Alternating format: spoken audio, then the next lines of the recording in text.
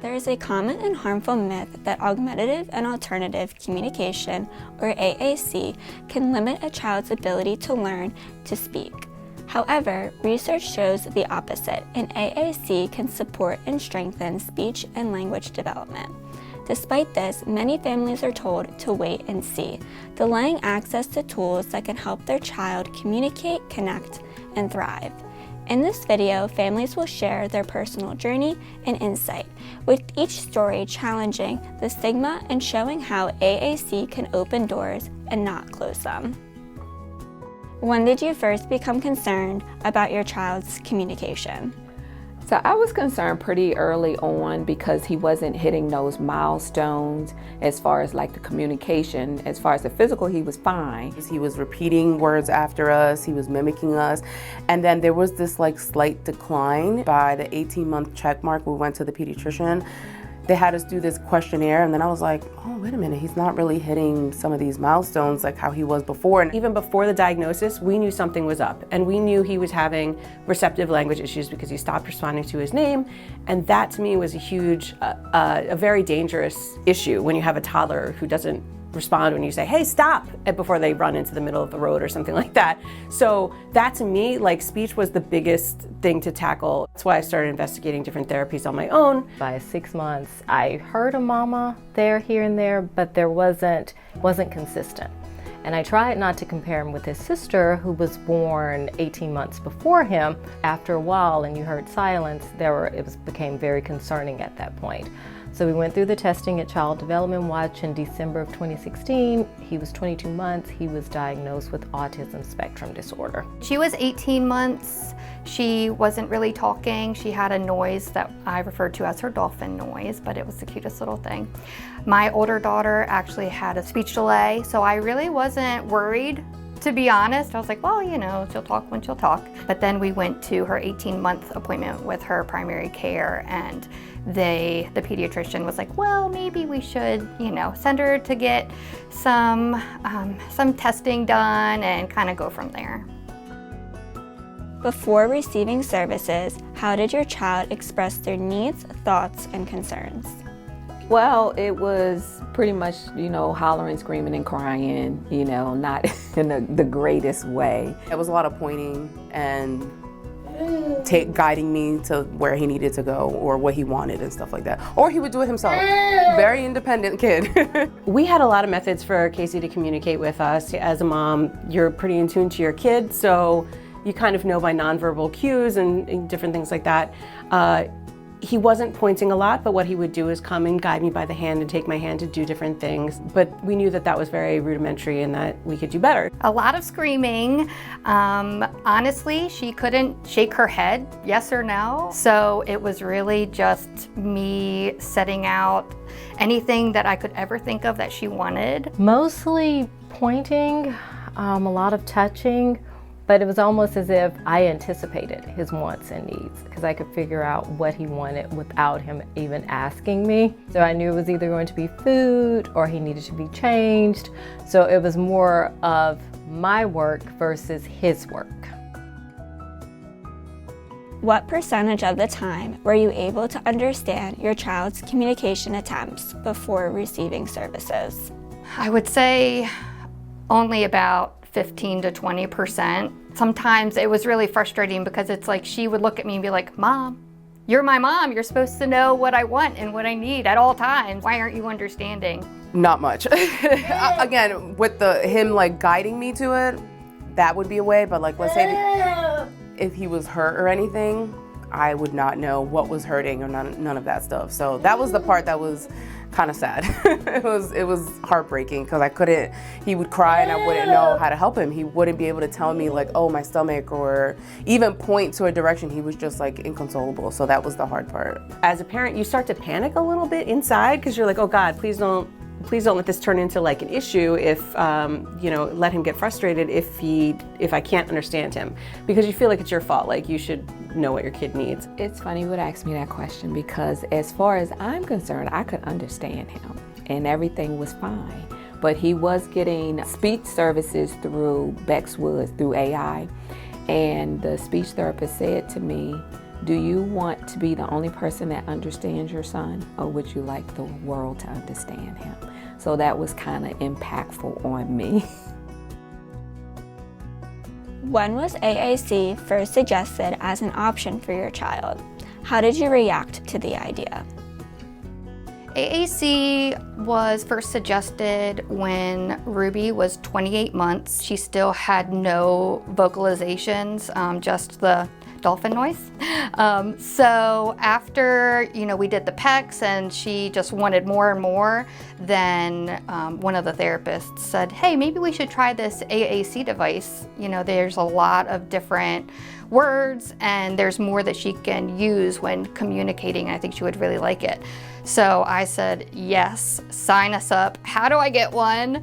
And we actually went through a DAIDY here in Delaware, and we were able to try one out, and we saw that she did great with it, and then we talked to a speech therapist and we got working on getting one for her. I think they had said something to me about it pretty early on, like around 5-ish, I think it was, and I declined.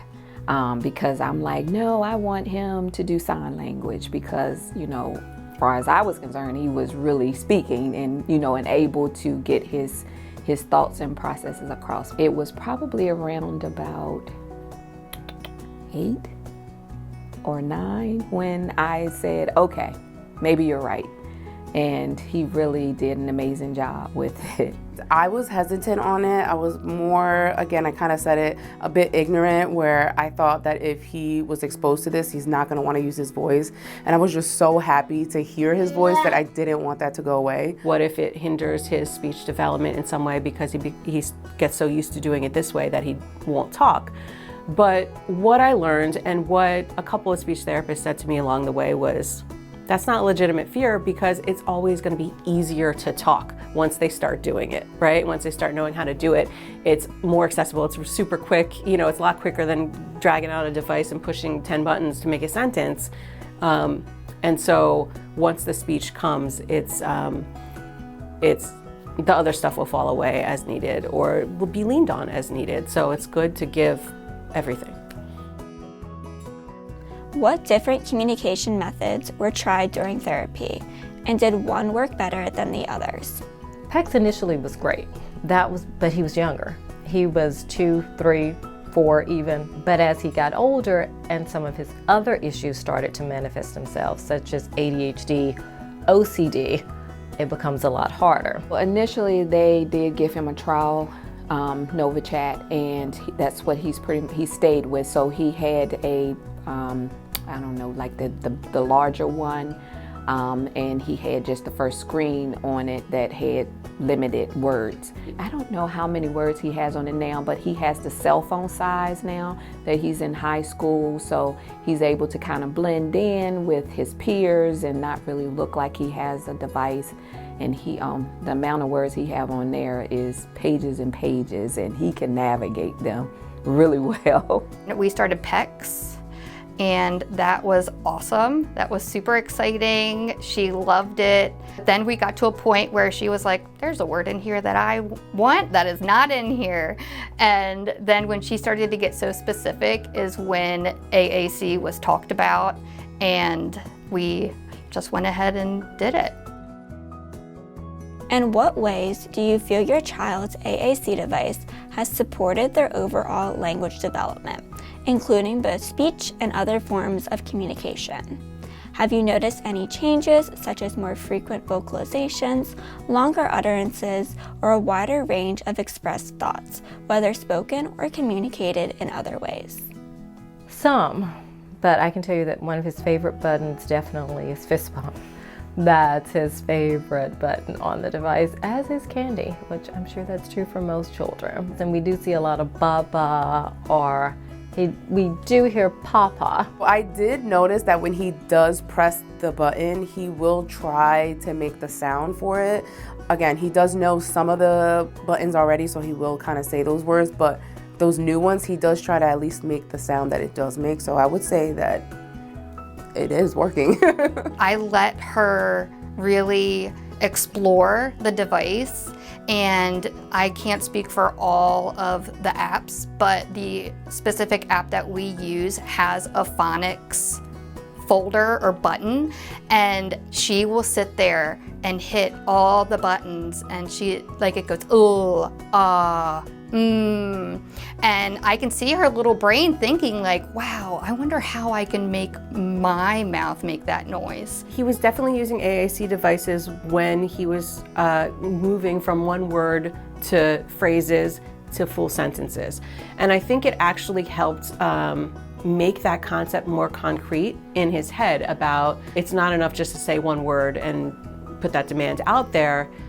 You have to say, can I have whatever, and so it was a very concrete way with the PECs, and then also with the, doing it on the iPad, putting together the sentences, dragging the words up, for him to understand the way that language operates, which I really think helped him later in life to be able to put those phrases and sentences together. Well, initially it was slow. He would use the device to say what he needed to say, which was, maybe just 1 or 2 words. And then it just, I don't know, in the blink of an eye, it started with sentences. He's really good with anything that has to do with food. If you ask him, he can manage to get that out verbally. But anything else, if I ask how was school, or what happened at school today, or, what classes did you go to, then he would use his device to tell me. But now he's pretty good with being able to verbally say it.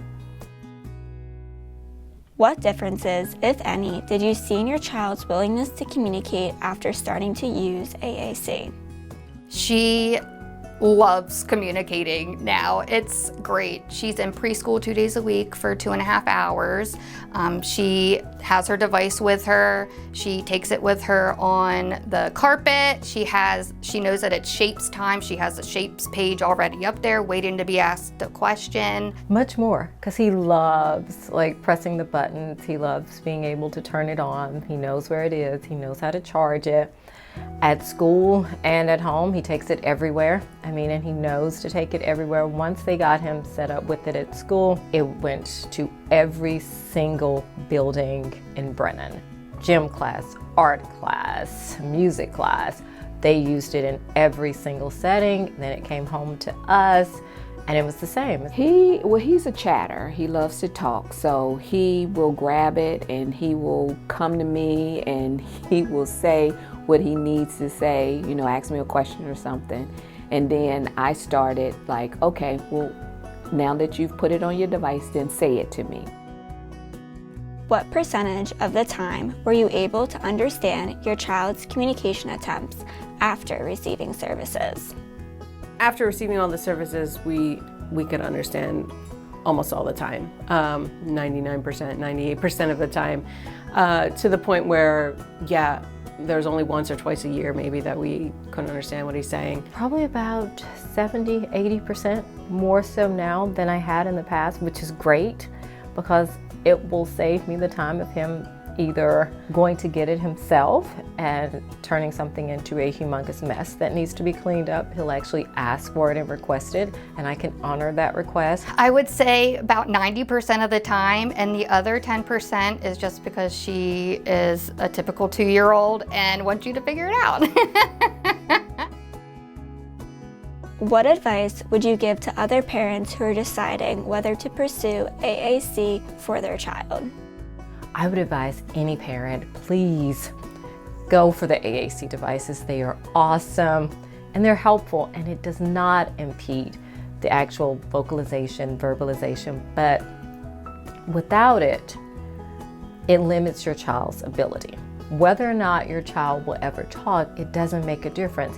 The child with an AAC device has the ability to communicate, and that is key and critical for each and every individual. You have to remember that this is their voice, and you can't let other people's judgment change your mind when you're out and about. My advice is very early on, it will definitely help enhance your child's ability to talk, to speech, to learn. I was hesitant about it, and if I could turn back the hands of time, as soon as he was old enough, I would have a device in his hand. Would start off with pictures if needed, and then turn into the pictures with the words, and now Stuart is just straight words. So he has definitely been turned my heart into a believer with the AAC device.